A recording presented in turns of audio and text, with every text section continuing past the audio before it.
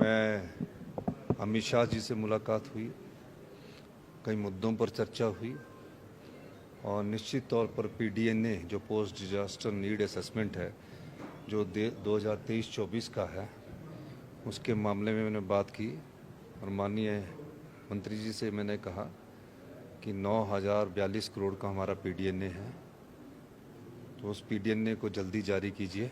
माननीय गृह मंत्री जी ने हमें आश्वासन दिया है कि जल्दी ही इस पर कार्रवाई की जाएगी।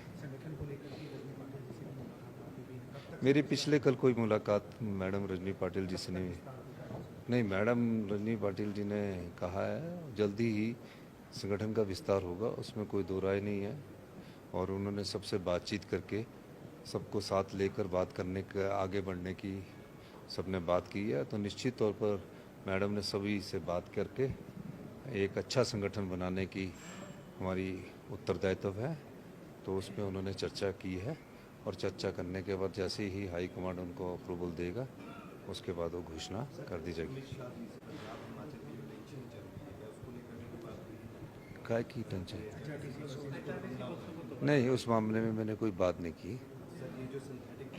ये ड्रग्स के मामले में मेरी चर्चा हुई है और उस मामले में हमने अपनी कार्रवाई के बारे में बताया कि 30% के करीब ड्रग्स के केसेस में हमने कमी लाई है, लेकिन कुछ हम एक्ट इस विधानसभा सत्र में लाना चाह रहे हैं और उस कानून के माध्यम से हम आगे बढ़ेंगे। पिट NDPS के तहत मैंने दिशा निर्देश दिए कि उसके तहत जितनी प्रिवेंशन हम कर सकते हैं हम करेंगे। तो अब मुझे अभी जानकारी पुलिस विभाग से मिली है, SP शिमला से मिली है कि वो सेंटर में निकल गया और उसमें हमारे डिप्टी CM साहब आ रहे थे और DGP साहब भी आ रहे थे।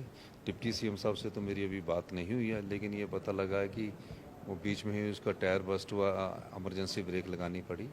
उस मामले में मैं जो है सिविल एविएशन मिनिस्टर से भी बात करूँगा। धन्यवाद।